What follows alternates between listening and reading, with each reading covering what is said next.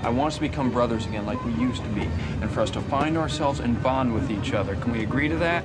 Opinions vary. Welcome to Three Brothers Filmcast, a monthly roundtable podcast where the brothers behind threebrothersfilm.com have substantial, nuanced conversations about film. I'm Aaron Bergstrom, and I'm here with my brothers, Anders and Anton. My last name is the same as my brother's.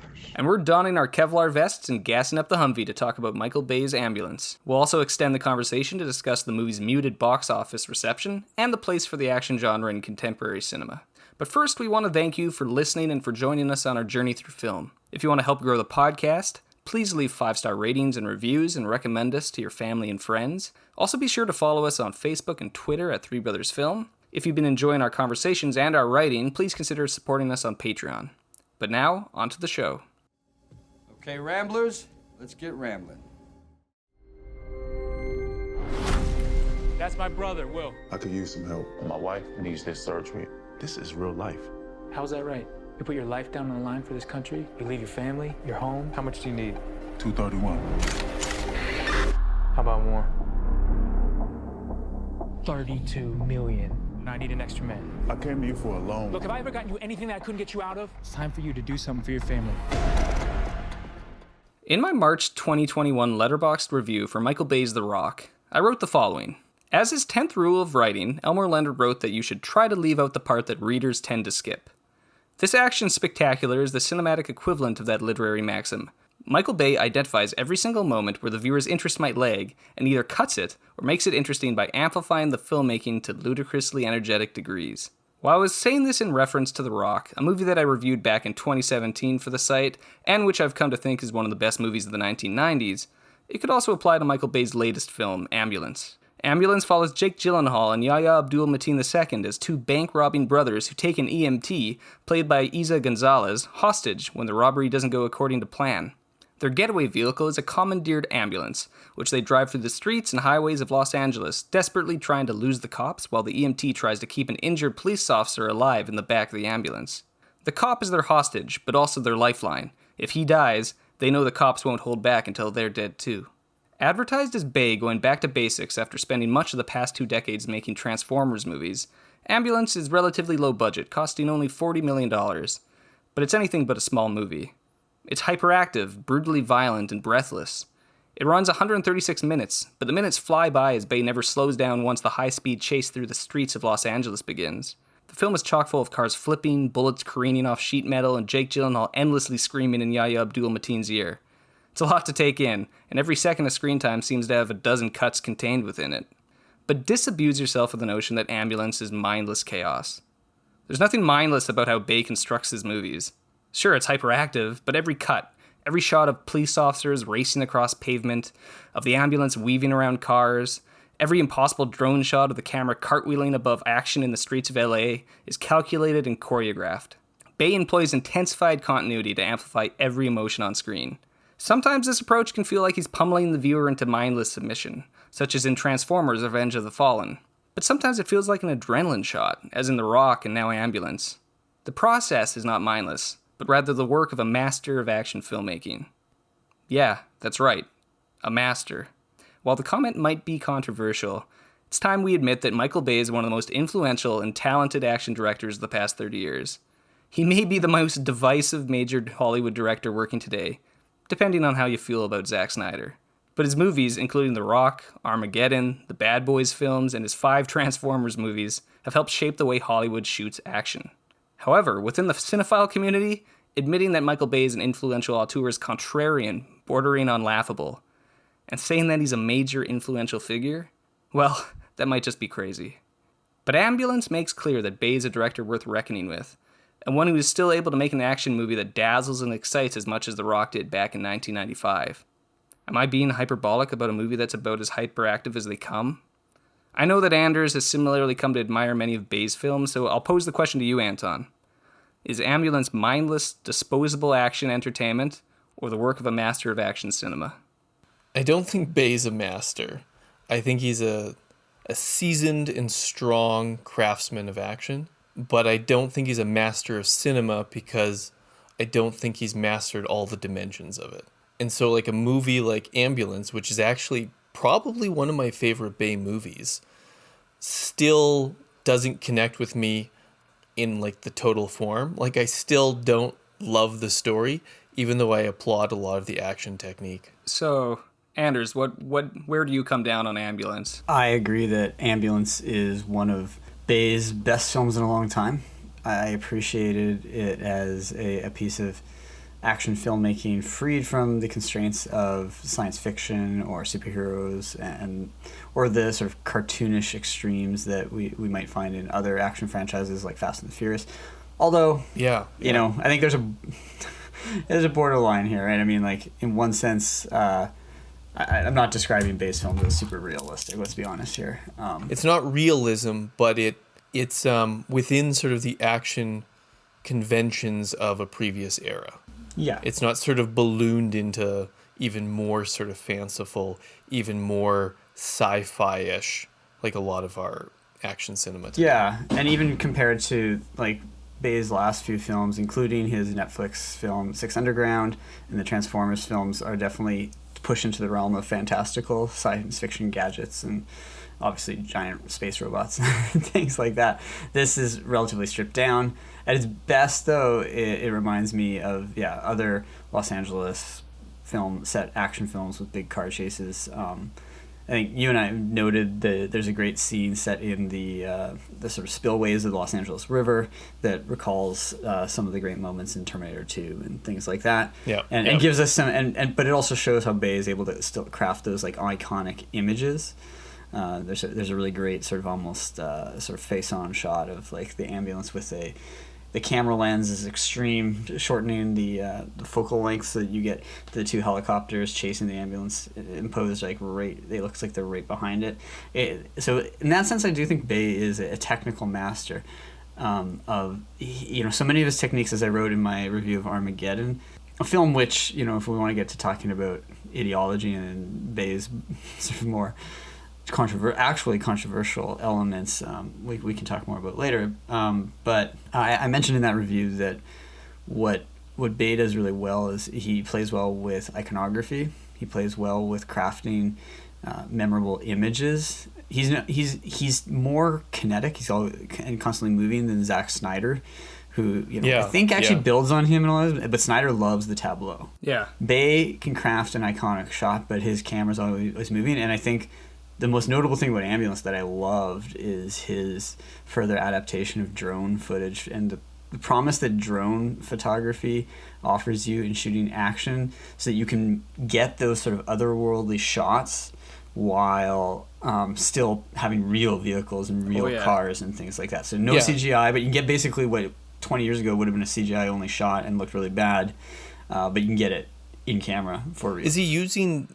Like, I didn't see Six Underground. Is he using drone footage in that? Yeah. There's a few shots, yeah. Okay, so that not nearly to has the degree. precursors. But I think you've hit on something that, again, if we could peel back what people surmise as Bay's ideological preoccupations in his movies, I think a lot of these cinephile people on Twitter and whatnot should be drawn to Bay for the fact that he is bringing back, or at least still using, like, practical filmmaking. The fact that this is a $40 million movie that he's blowing up actual cars. Yeah, this is a lean production. No, but like the cars getting just absolutely demolished, things blowing up, people getting slamming into walls, the squibs, the bullets. It's not CGI because CGI is expensive. Yep.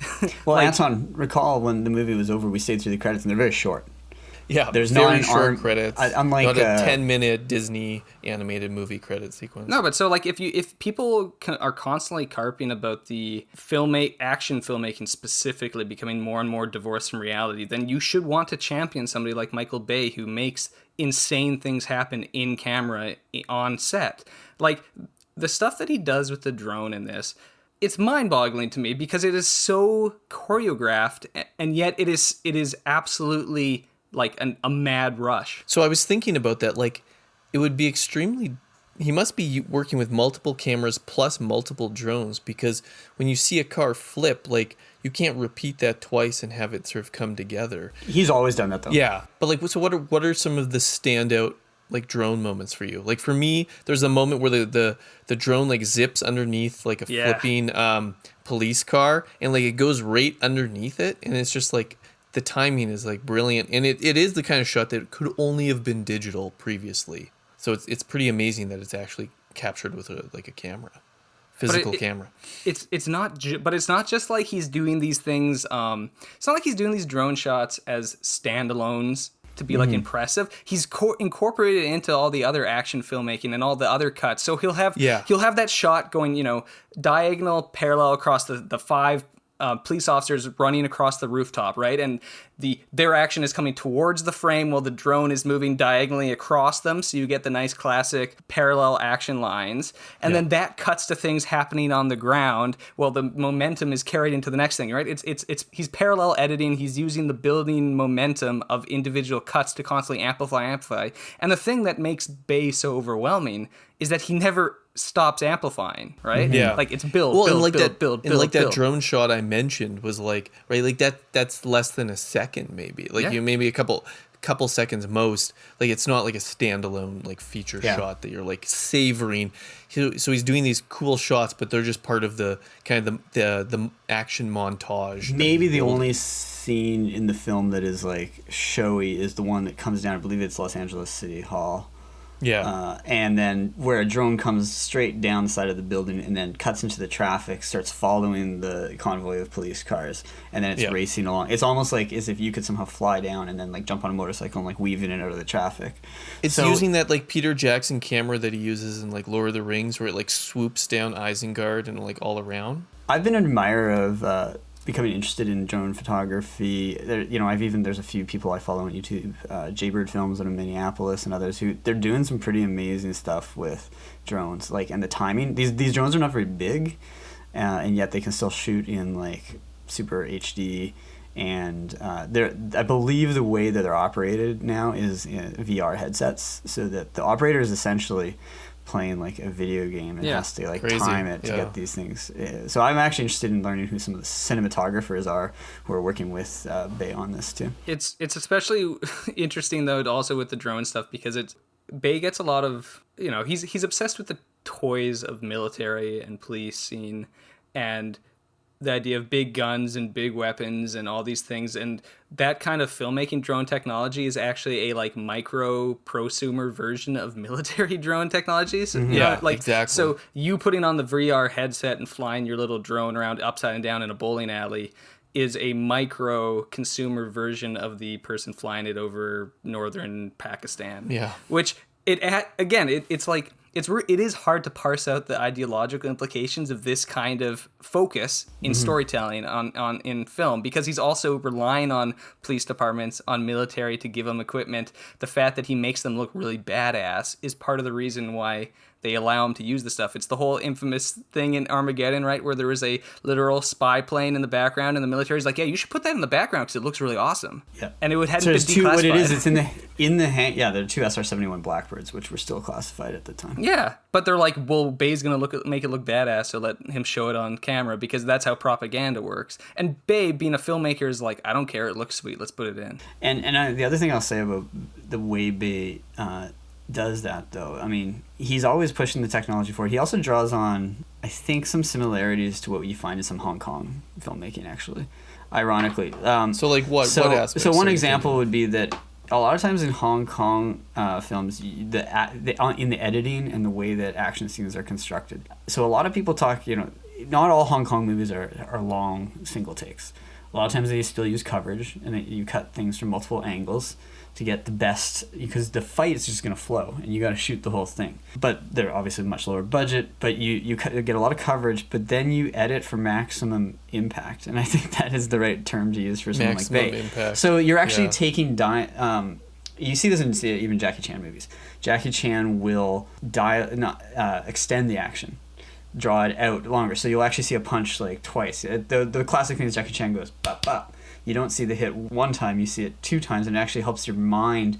So even if it's very quick, it helps your mind to process what's going on and very clearly see the action. Bay does the same thing. There's a shot in The Rock in the scene when Sean Connery's character takes the Humvee and trying to escape from prison, which is an interesting scene because it was actually added and shot after the fact because Bay noted that people's attention lagged. He does a lot of test screening, a lot of making sure that audiences don't, if people get up, too many people get up and go to the bathroom, you put more action in there. It's You the make thing I another said cut. off the top, Exactly. the quote. That's like literally what he does. It's his operating principle of filming. So in this scene, you'll have like a car smash into each other, and you'll actually see the car smash 3 times, but in quick succession. So even though there are like a dozen cuts, you're actually getting like to see the action multiple times, which is a kind of classic thing to do. Okay, but That's why I use the term intensified continuity. He is expanding and contracting time and space in action scenes to play with the emotion of the viewer, which is why I term him a master, because he absolutely knows what every single contraction and amplification is doing to the person watching it.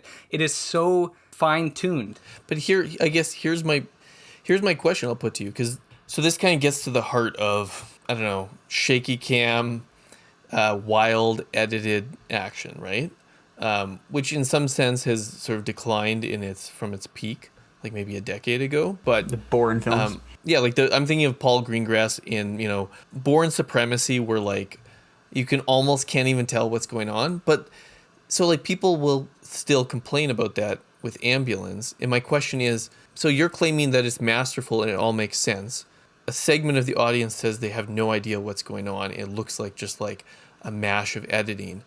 And so I'm just wondering, like, how do we parse out like what's effective, super, super fast editing action, super well done sort of shaky cam action from just kind of like a mess on screen.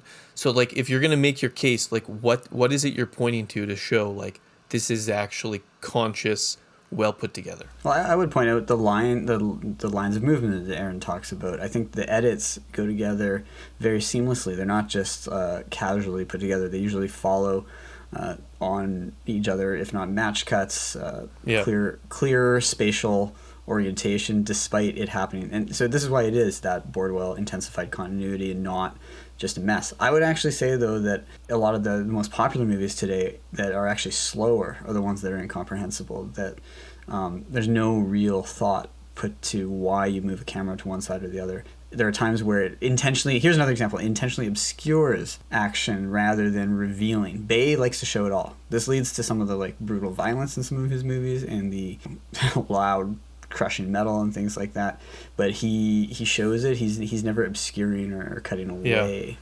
Yeah. Okay, and I'm with you on the lines of action. It's not it is easy to follow if you sort of just go with the flow of the edits, and I'm also with you on like I think he's smart about how he's arranging things on screen. Aaron's already talked about how using drone shots to sort of do an intensified version of sort of like the parallel lines of action. Bay's great at moving the camera in ways that work with or against sort of the characters or action on screen. Okay, what else? Aaron, what do you think? I'm going to say that people have objections to Bay movies specifically, not because they find it incomprehensible. It's that they find the content objectionable. And it's So you think it's a content issue, not a form issue? Exactly. Because when people say, what is happening in the Transformers movies, they're incomprehensible. And they mean that visually, right? But that's not true.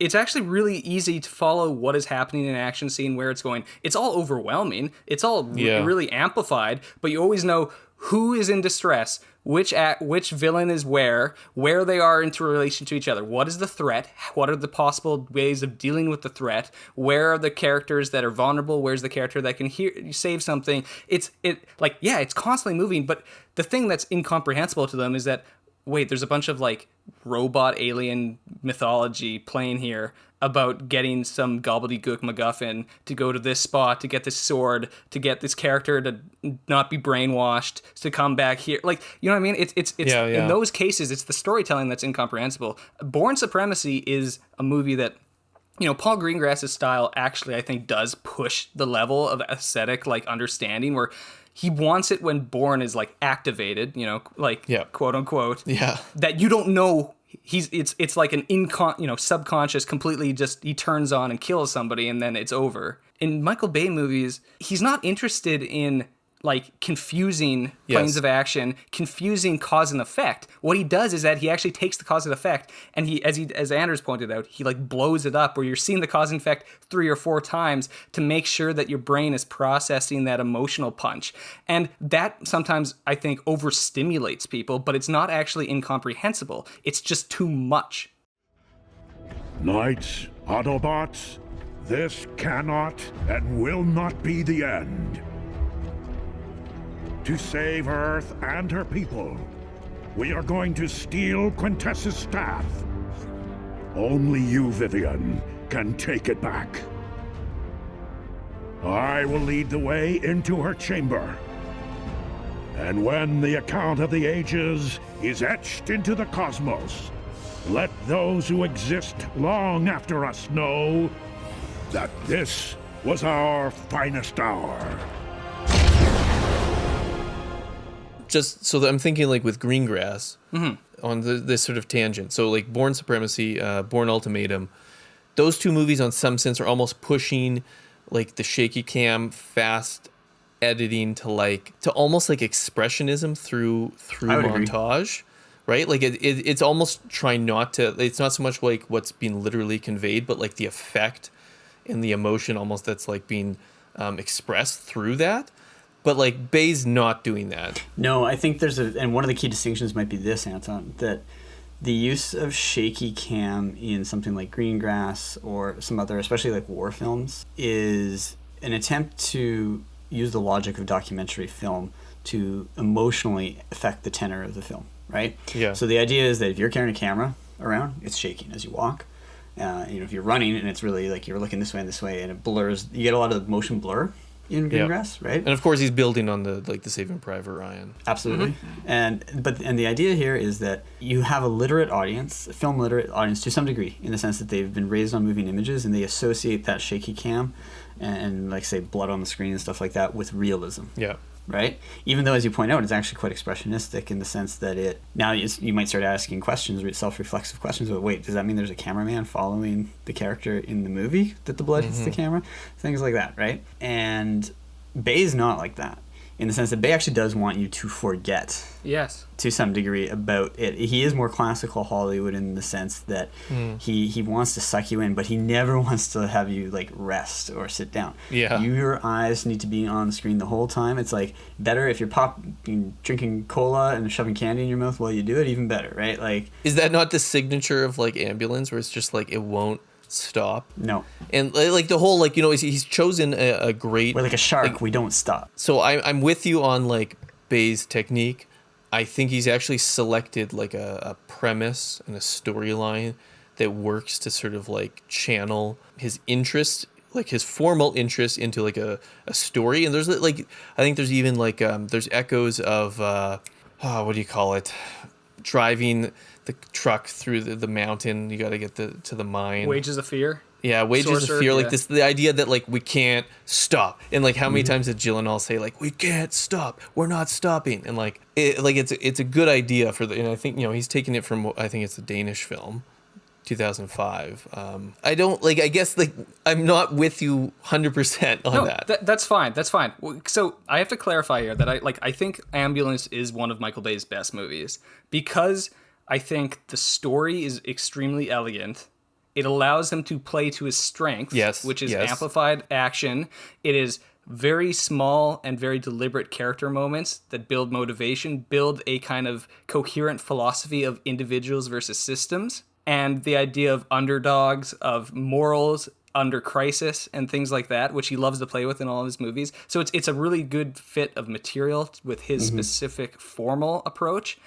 But then it's also that it cuts down on like the objectionable stuff, which is, I like the Bad Boys movies. They're not my favorite Michael Bay movies, but there's a lot of really racy, really gross humor in them. And some of it's funny, but it's like, that's in bad taste, that's in bad taste. And this movie doesn't give you the breathing space to have much stuff in bad taste. There's a few moments that you could say that they cross into it, but it almost forgets that to move because it has to continue the pacing. So one of the things with why I like talking, it's actually, I'm happy that we can talk about Michael Bay finally on this podcast with this movie, because I think this is a movie that speaks to his strengths far more than it does his weaknesses. And so it allows us to pull on the threads of what he actually does well, because this movie does it very coherently. So one of the things that, like, in the filmmaking sense, in the way his camera works, is the camera is constantly situating your emotions with the characters, but it is not putting your understanding with the characters. Your understanding is always on an external sense, which is why the parallel editing is very important. You're always aware of the dramatic irony that is playing outside of screen for these characters. So you know things that Will and Danny don't. You know what's going on in the back of the ambulance with Cam. You know about the FBI guy. You know about Garrett Dillahunt's SIS guy, Captain Monroe. So you know all the various layers here and the trap that's going to be sprung with the cartel guys. So there's kind of a Hitchcockian, you know it's coming, and it plays on the idea of genuine suspense. Yes, but genuine suspense, but also expectations where the fact that you know more than the character, the clarity of the information being relayed to you, the exposition being relayed to you, is actually key for the formal elements to play. Mm-hmm. Like, it wouldn't be exciting if you didn't know that there was suspense, build, payoff. And then it literally explodes on... Sorry, just one more thing here. And it's the fact that this movie is also insanely elegant in how it puts character motivation and stakes. It spends... Like, the opening scene is Will on the phone with the insurance company. And it is a scene of desperate frustration. And that's all you need to know why he would be willing to rob the bank. Just like you get the little bits with Cam and her partner... and the fact that she saves the little girl who's impaled, which is a really grisly scene, and she has to turn it off. And it's this idea of, like, I'm just there to save the people, and it's her moral conscience, Will's moral conscience, conflicting in the different ways they express it, with Danny as this kind of insatiable character of go, go, go, go, go. And there's nothing... I'm frankly baffled at people who are talking about this movie being like, the characters are incoherent, the characters are inconsistent, they make weird decisions. I'm like, these characters... are, if anything, it's like modest in its character construction, but it is so obviously clear what the motivations of the characters are at any given moment that I'm like, this is actually a great case of character construction for an action movie. Well, for me, it's a little bit too drummed in. It's like, you know, like, you know that, like, Will's gonna, like, oh, I gotta he's the good guy. Gotta protect him. I'm the good guy. Like, so one last thing I'll never in doubt. Make a comment about the way the editing plays to his strengths, actually. So I think going back to why some people find Bay's films incomprehensible, it's something I got at in my last viewing and reviewing of Armageddon, film that I've actually watched a lot of times. And I actually weirdly saw it twice in theaters when it came out in '98. Yeah, but like I don't think I like it. No, I don't. I have major reservations about that film, but what I noticed I've seen it 10 times, but I've major reservations. Yeah. So is that Bay? He doesn't. I explained, I think, the other day that he doesn't do sequences. There's no actual, like, each scene bleeds into the next, and this goes with that momentum, right? So it's you mean he doesn't do proper scenes? There's not proper scenes. If you're reading a script, it would just be cutaway. It would be like interior, continuous. Exactly.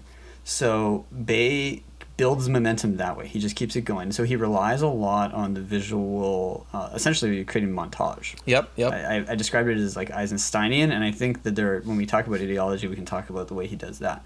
But what's in a big film like Armageddon or even Pearl Harbor, I actually don't think it works as well. You at a certain point you reach like saturation, or it becomes ridiculous. Like, things become too isolated from a sort of larger structure of a screenplay. In Ambulance, though, because it is relatively self-contained, it all takes place within one day, these kind of things, then you can actually have that momentum make sense, right? Because essentially the whole film becomes one long sequence. Yep. It's another of those, like, like one last go, a bad day, things go wrong. But like, what is Bay's signature thing, right? It's the contraction, expansion of time and space on screen. This movie literally is one chase. Yep. Expanded and once contracted. Once they get into the ambulance, it's just the entire... Though I don't want to undersell, I actually think that the bank robbery scene and the bank fighting is a great action scene. Bank robbery scene is the most Michael Mann portion of the... It's also really loud. The film that Anton, I think I mentioned to you in the theater, was not just Heat, but actually the more recent Den of Thieves with Jared Butler, that has like LA sequences and is kind of more of a adrenaline-soaked version of like Heat in a lot of ways. I actually haven't seen that one. Well worth watch. You have to view it as a repetition of Heat. It is. As if like the characters would watch Heat and be like, we're going to do Heat. Sort of like the way that the characters meta. in this are aware of The Rock. In one of the great moments of the film, right? Yeah, I love how self-referential it is. It's so like brash and in your face. I love that he put that in the movie. It is, but don't you find it interesting? Like, see, I think this is another situation of Bay understanding what button to push to make an audience comprehend a character with one moment. And so having the dynamic between the veteran partner and the rookie partner, and the rookie partner is the one who gets shot and ends up in the back of the ambulance, the fact that it's all about a girl and posturing, and their understanding of posturing as cool cops is created by Bad Boys. So it's the idea that, like, the movies themselves are talking to each other because in the culture of cop culture, Bad Boys has such a overarching influence on the way that people view themselves as cool police officers that can pick up chicks and be like badasses. Yeah. But like by having that moment in there, it's funny and I got a big laugh in my theater, but it's just also, you get these guys as caricatures or archetypes or whatever, like, you know, varying degrees. I would say like Will, Cam, and Danny all kind of push more toward the archetypal action character.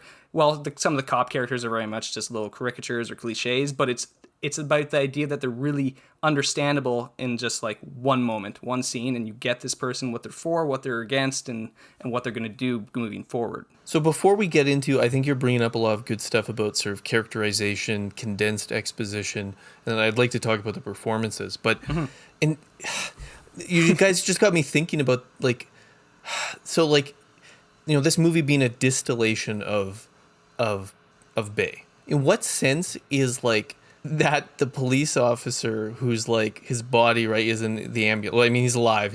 He's in the ambulance, and it's like, in some sense, he's almost like a symbol of the audience for Bay, where it's like, we're gonna keep pushing it as far as we can go, but we gotta keep him alive. And it like, and there's this like, there's that just like embodies like kind of his approach to film, where it's like, I just want to like push it as far as I can, but we gotta keep it.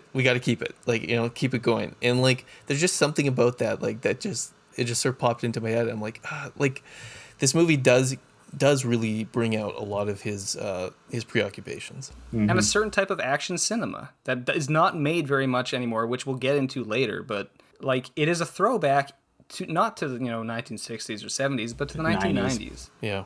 So with these characters, so as maybe as a bridge, like, right, like the formal but also character aspects, right? Like, so Bay, he picks out like a couple images that are shown in a very fast cuts, but that tells you so much about a character. So, right, just showing like the images of like his war medals tells you so much about Will, and then like just a snippet of him on the phone and like, oh, I was in Afghanistan, like, and that, as Anders, you said to me like after like the movie, like that tells you everything you need to know basically about Will. And then the imagery flashbacks of them as boys. And Bay is really good. And that's how it opens, right? That's how it opens. The with little them boys, as kids. Yep. The boys playing, with guns. But it's interesting to think about these characters as Bay characters to a degree. Aaron, you said some of the archetypes that Bay likes. He has the, there's a strong course of individuality, which I want to come back to in a minute. But the macho dude, you have there's like the gruff characters, older characters. There's and as you said, the high energy nerds, the Shia LaBeouf or Nicolas Cage and The Rock, these kind of characters. Do you think these characters fit in with that, or are they kind of combining some, or in what ways do you think? I think they're combinations. I think that Garrett Dillahunt's cop, Captain Monroe. You somehow have that just burned in your brain. I did not. Well, of course, he's Captain Monroe. It's just for some reason he's Captain Monroe.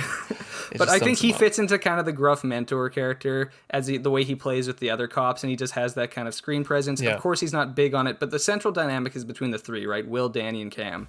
I think Cam is kind of the high energy nerd, but without the quirkiness, because she has the technical know-how. She's obviously the EMT in the back. She's able to do all these different things, and she is like really, I don't know. There's a kind She's of like a rare high-octane active energy. female protagonist in Bay. She is. I think this is a case of Bay reacting against criticisms. I think this is like interesting that she takes on a lot of the characteristics of sort of the audience anchor characters. I think it's split between her and Will, but But she's also somewhat of an outsider within her profession, right? She is. Yeah. No, exactly. She's the character. You have the scene with her and her partner earlier, her new partner, and no it's one likes her. Yeah, exactly. Oh, this is why people don't talk to you, and like, oh, you're really all business and stuff. And it is similar to like Goodspeed in The Rock or Ben Affleck in Armageddon and stuff. Those kind of characters who are set up as this exemplary outsider almost. Mm-hmm. That they're that the thing that makes them on the outside of social circles is the thing that makes them well equipped to deal with emergencies. Yeah. I think Will is very much his classic, like not classic, but a more one of the things he's become more interested in recent years, which is the idea of the like the tragic man of honor. Yeah. I was gonna say man of honor too. Because like that tells you everything you need to know about Will, and you're like, and it's even though we're robbing the bank, like I'm gonna keep them alive. I'm gonna. Yep. It's the idea of like the unfair world, the burden of institutions crushing this one individual of honor, right? And he's the man who gave everything for his country. But I think that's where it gains some poignancy, especially coming out when it is now after the failures of Afghanistan and the healthcare failures. It's like the film. But it's already back in the. Sorry, finish. I think the film earns it in a way, building on some of those current events and things like that. But that also, like, that's already back to The Rock, right? Yeah. Like the villain. No, you're right. Ed Harris's Ed Harris's villain in The Rock, like men who he had to has fight these like wars, yeah. Yeah, so he has some like reasons and motivations. Can I read a couple quotes that I wrote from my review of 2017 from The Rock? Yes. And this, honestly, you can almost cut and paste this right into Ambulance, and this is why these movies are the kind of the two bookends of his career of understanding it, and specifically his belief in individuals. So it's The Rock outlines that Bay's distrust of institutions and his unwavering belief in the righteousness of individuals. For Bay, the individual compensates for the deficiency of the institution. The hero is never a grunt within the military structure itself, or in this case, cops or what have you. Instead, he is almost always an outsider who takes over where the military or institutions have failed. So like Harry Stamper in Armageddon. Yeah, yes. And why we got to bring in the rigs. Yeah. But I just don't trust anyone else to do it. That's the exact quote he has. So you're saying you'll help us? Yes, sir. Thanks.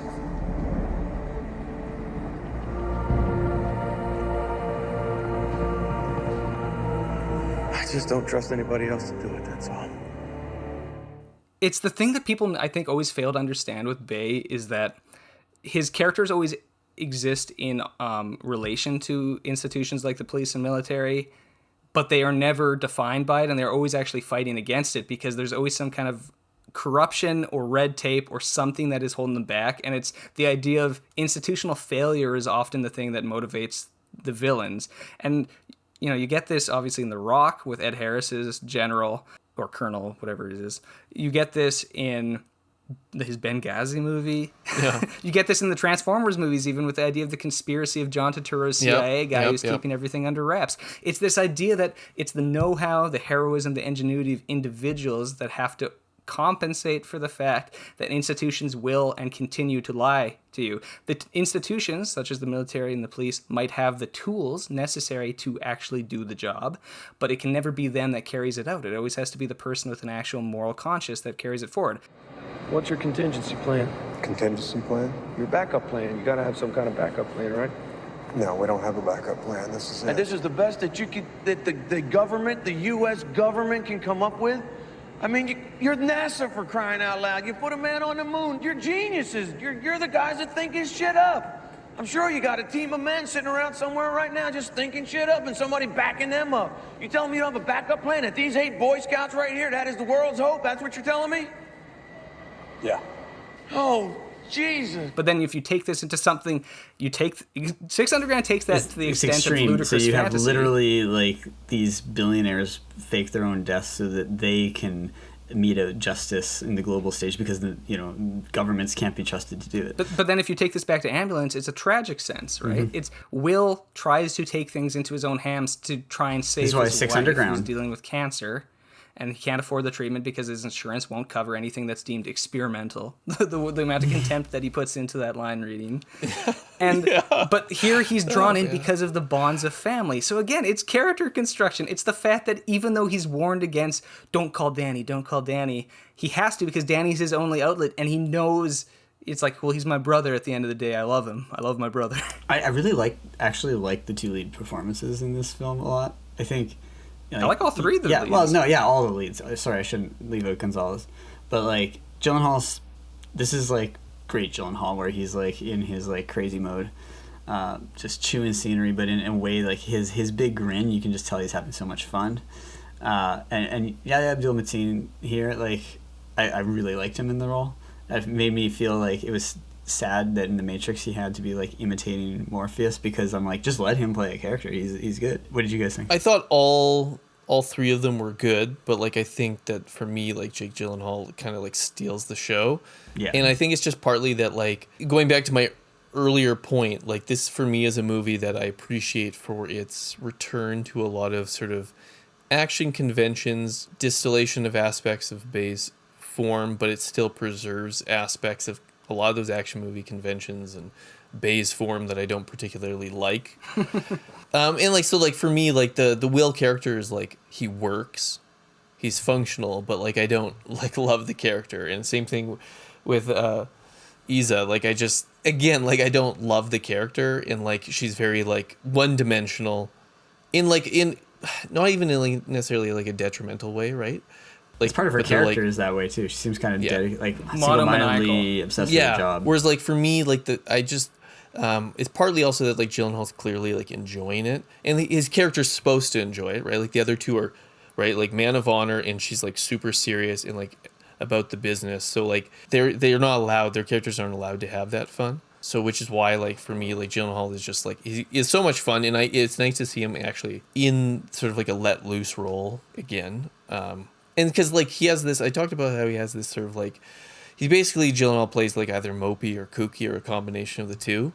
And here it's like kooky, but he's allowed to sort of amp it up because it's Bay to like a new level. It's not sort of like, it's not Donnie Darko quirky kooky. It's like, it's like go with it, just explode. There's an intensity about Gyllenhaal in some of his like later career performances, like in obviously Nightcrawler or Prisoners, Denis Villeneuve's film. Yeah. That he can do. Here you're right, he's having Enemy. more Enemy. Yeah.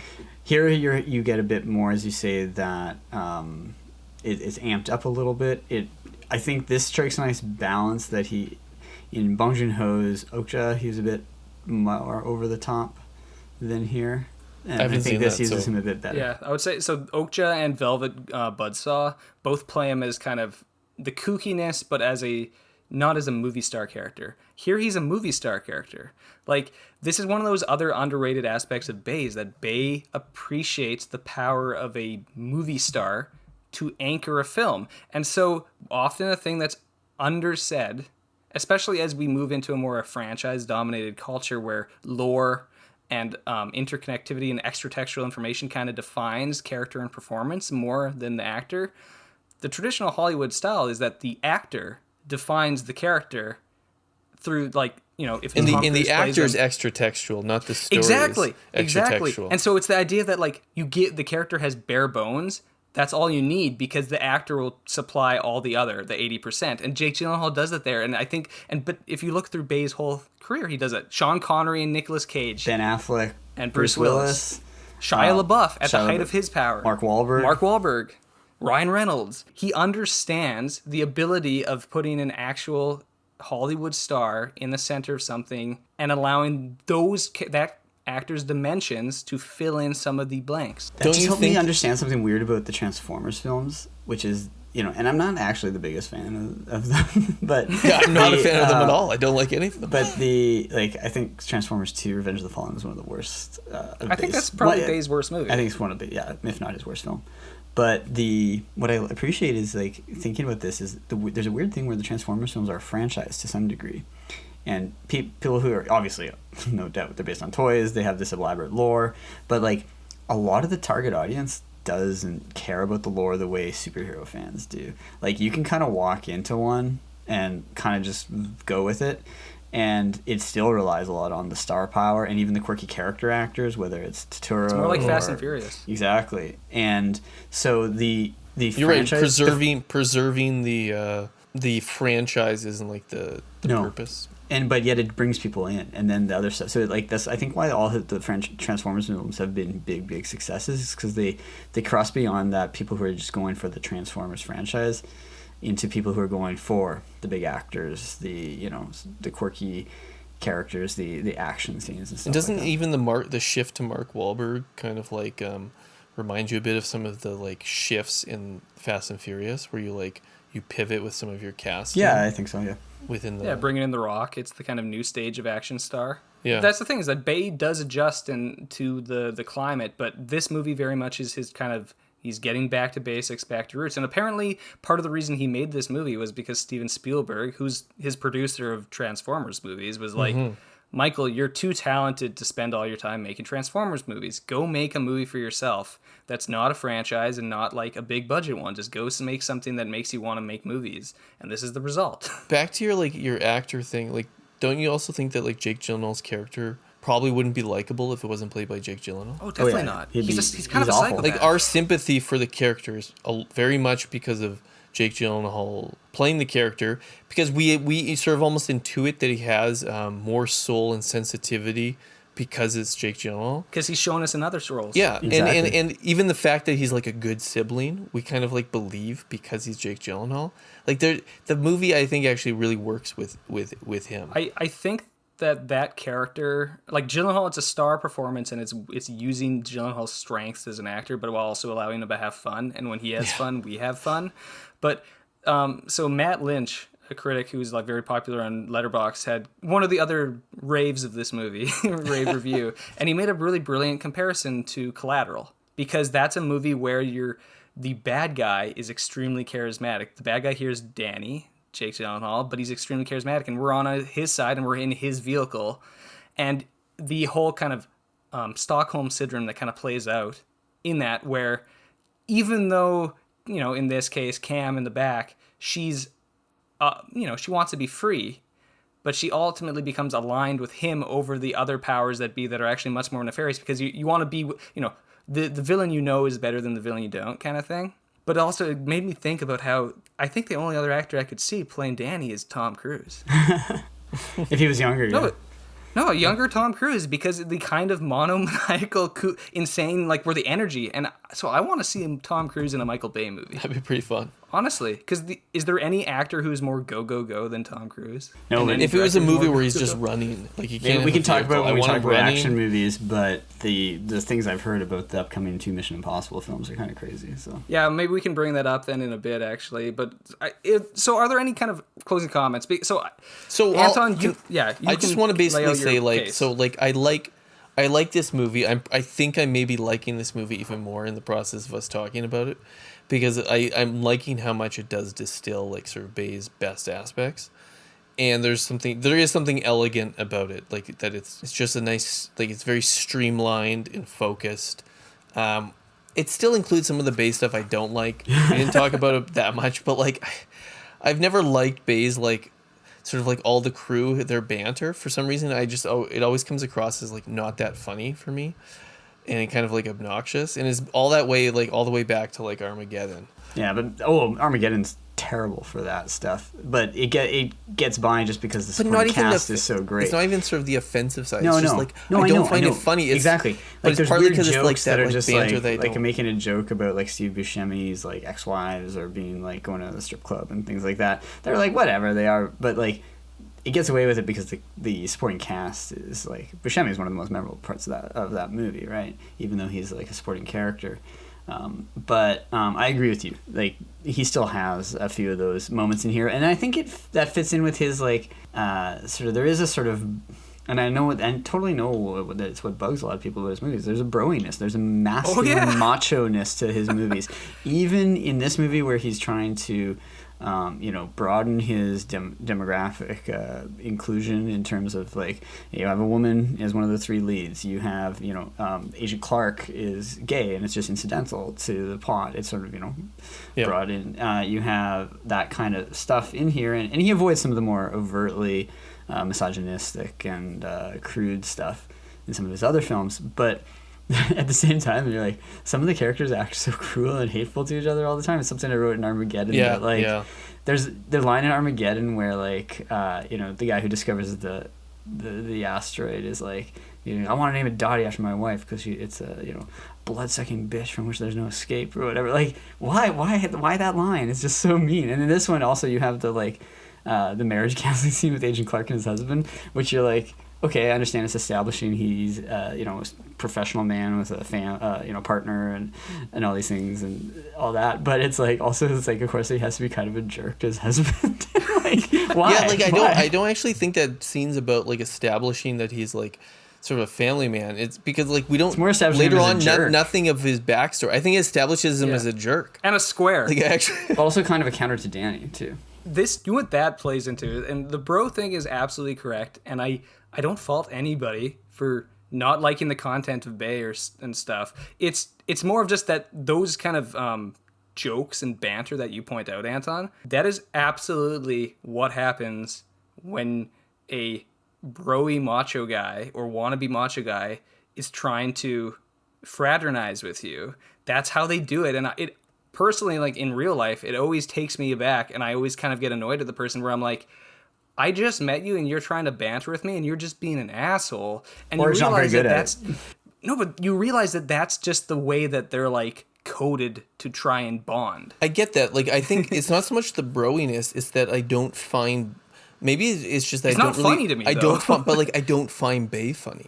And that's basically consistent in most of his movies, that like his sense of humor, like whether it's like the physical action or like the lines, like I don't actually like laugh at his movies. The only thing I was laughing at in this movie was like Jake Gyllenhaal's expressions and stuff, and like the way his eyes are bugging out behind his mask and like stuff like that. Like I like. So I find Martin Lawrence hilarious in the Bad Boys. Like movies. I don't like the Bad Boys movies. It's like the only movies where I find Martin Lawrence. I don't funny, like Will which is Smith weird. in them. Like I don't like Pain Bad and Gain is Boys very funny at all. Yeah, no, Pain and I haven't Gain's seen Pain and hilarious. Gain, and I need to. I actually think the funniest moments of this movie are where Bay. It's not like a winking at the audience with the amplification of what he's doing, but there are certain scenes where he is playing it up and he like allows a beat, because timing is the biggest thing with humor, right? It's like when it lands and how it lands. And there's the shot of after they've like run over the one guy with the Birkenstocks, right? And he's on the ground, and there's like the huge shootout, and the one guy who was driving that car gets blown away, and then the cop happens to just shoot.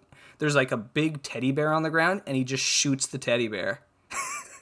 Which I just like burst out into laughter in the theater. I was remember just that. Like, this is so ridiculous. But example of the humor, like, so take the guy with the Birkenstocks. I thought it was funny that the guy with the Birkenstocks, who's sort of like the like the tech guy, was wearing them at the start, but then like the payoff of him being like his midsection being run over by a car like wasn't really funny. Like I'm laughing because more just like how is that a joke? Yeah. But I kind of like that he reminded me a bit of the tech guy in Die Hard. Like he's trying to be like really sort of ostentatious. But it's also a different type of bro. The guy who's a bit of like a surfer look. Yeah. It's probably coming across in this, and I am like raving about this movie. I had such a good time. Did too. I was like cackling in the theater with glee, and I was so excited watching it. Where coming out of it, I'm like, oh, this is what must like the nerds get watching Spider-Man. I couldn't like go to sleep right away because I was just like I felt like I was still like buzzing from the action, and considering how I didn't really enjoy the last movie we talked about on this podcast, people may find that shocking. That I definitely really enjoyed this one. It's Ambulance over the Batman. Oh yeah, Ambulance is way better than Batman. Oh man, I think this might be my favorite movie I've seen this year. 10 out of 10.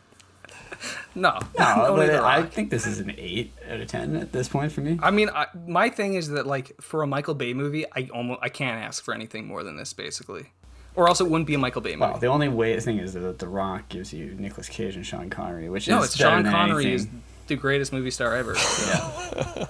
And this, quotes one of his most famous lines. We're not going to say it.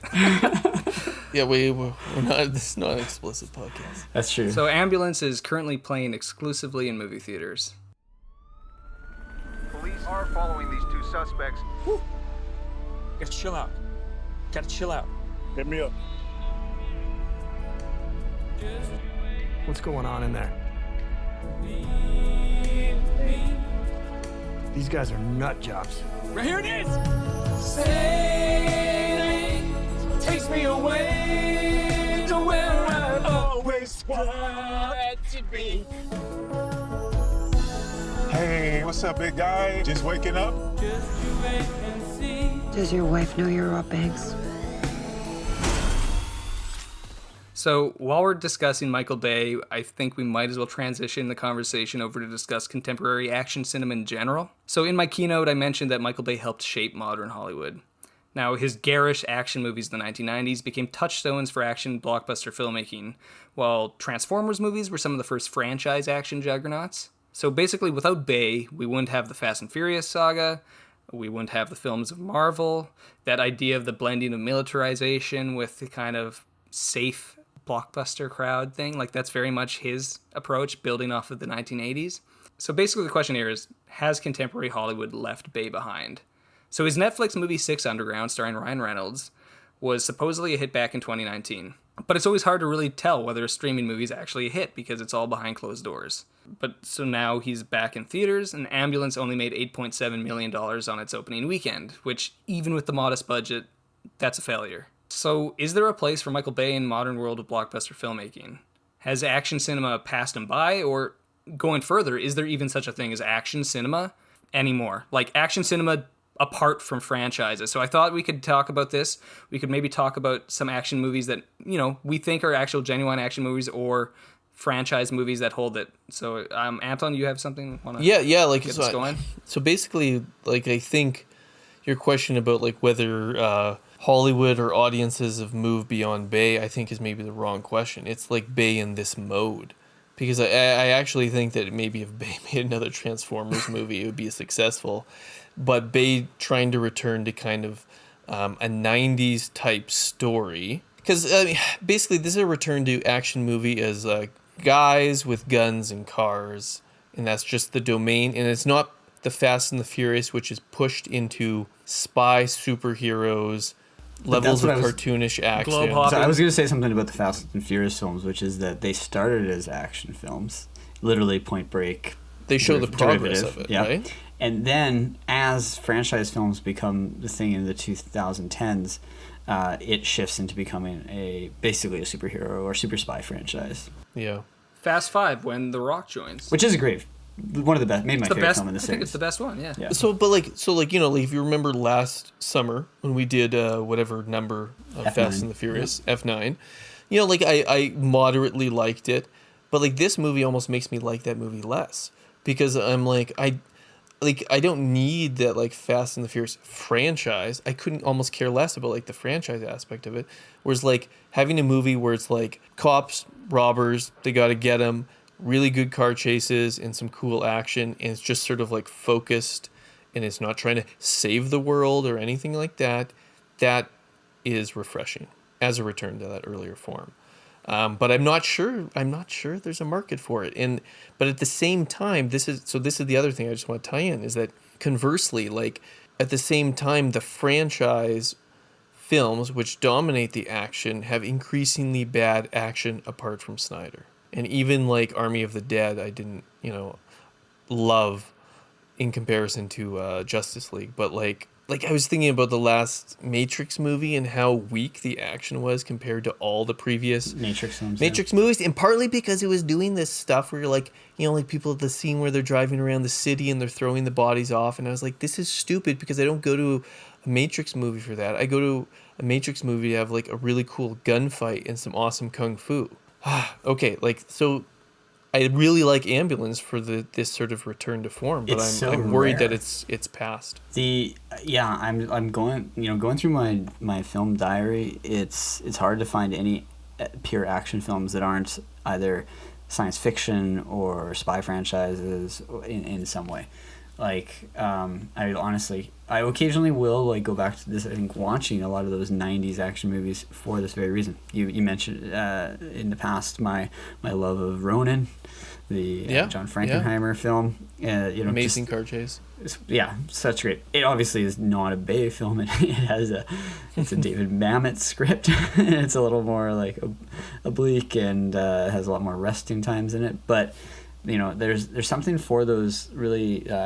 But in the 2000s, I think even 15 years ago, you had, or 17 years ago, you had things like Collateral and other films like that were still... Michael Mann still makes them. That's, I think, why I like Den of Thieves quite a bit, because I think that was one of the only like actual action films, but I don't think the action's as good as what you have. But that's still a heist movie, right? Yeah. Because the Mission Impossible movies are the same thing where they became kind of like a franchise film, and it's Save the World. They are. And it's but they still do action.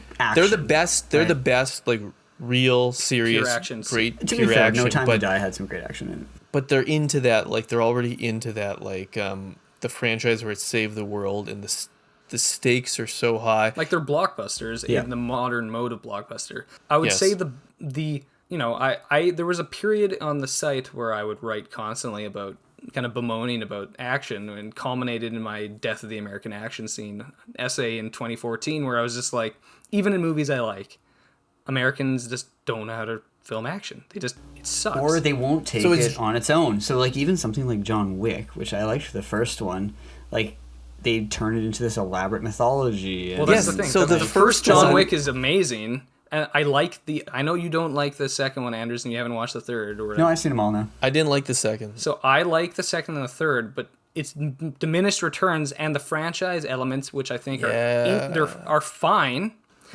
It's just, I think it bloats out from what the actual appeal of the first John Wick, which is 100 minutes. It's Keanu Reeves.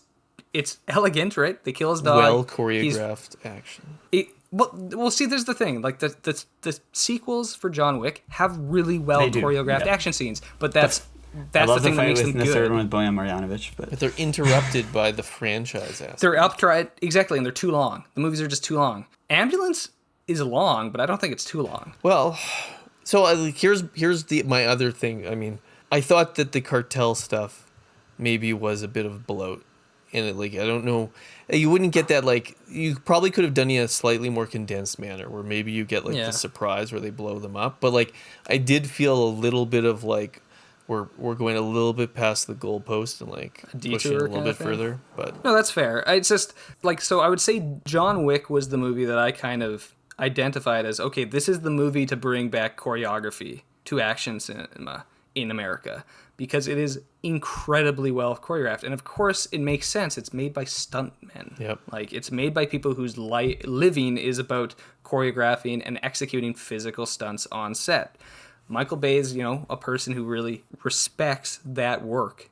Yep. And he uses it in this movie. But I don't know if there's any movies... So even John Wick morphed into a franchise because it was too popular, that this is the way the Hollywood model works. I think the only examples for action movies now are just you occasionally get some foreign oddities, which are more pure action cinema in just like, that's the only genre. It's action. It might be a kung fu movie. It might be something like The Raid. I'm thinking of maybe Liam Neeson movies. They're usually thrillers too. Was it? What's the name? Yomei Colette-Serra? Yeah. Jaime Colette-Serra, whatever his name. Who's that? Sorry? He did The Commuter. He did Unknown. It's true. He's the director of those? A lot of them. Yeah. Like, but they're still, like, those are, what I like about them is that they trade on, like, it's Liam Neeson being Liam Neeson. It's always a different character and a different story, but they're sort of that, like, action star aspect. And then they're, like, relatively modest in terms of what they're trying to accomplish. It's true, and I still watch those. I think they've kind of fallen off. Like, you have to... Yeah.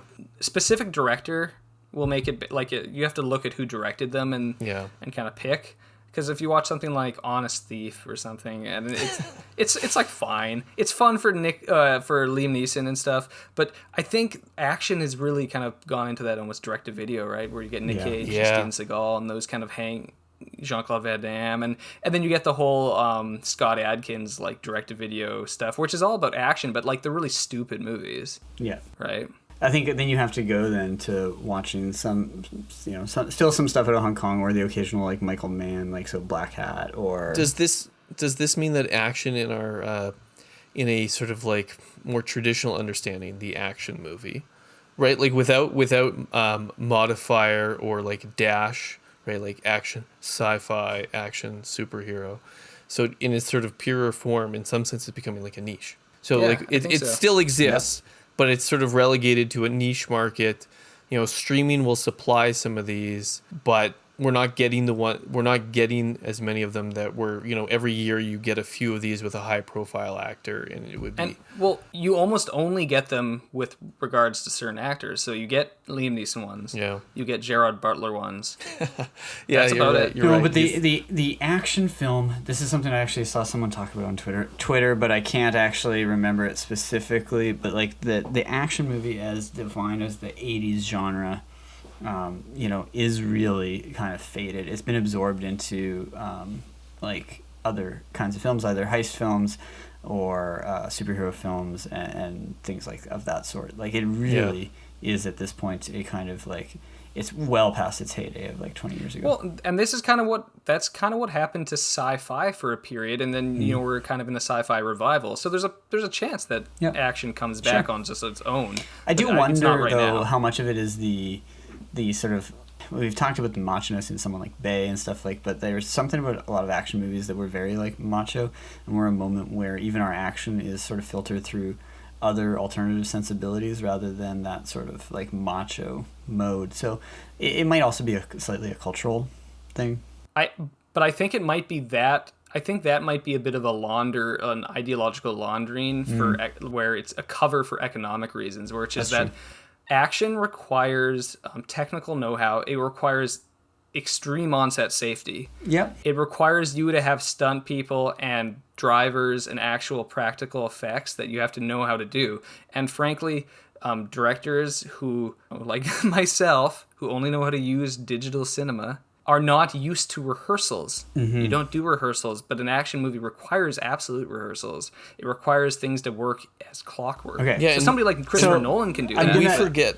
Go ahead. We forget that. Well, we forget that. Like if you go back to like, right, like the great action in a lot of like Indiana Jones and stuff. Like, so a lot of these sequences were not even shot by Spielberg. They were shot by the second unit. So like there's aspects where like I don't know all the details of how it works now, but I do think a second unit that can really just like even do like that sort of action is like something that's declining. So there's two things. Aaron, you mentioned the turn to digital filmmaking. It's true now that anyone with an iPhone can shoot some pretty good footage potentially. That's been the promise for the last 15 years, right? That is true. That we've democratized filmmaking, but you're right. There is a certain amount of technical knowledge and budget to make an action movie that even having a high quality digital camera at home isn't going to fix. Yeah, no kid can afford a car to blow. Another interesting thing is I think we've talked a little bit in our in our Oscar special about musicals also as sort of they come back here now and again, but it's another genre that requires a lot of technical skill to do dancing, to do singing. And I think that the action movie in many ways is much more similar to, it met a lot of the same technical and sort of needs as like musicals actually in the past in some ways. Yep.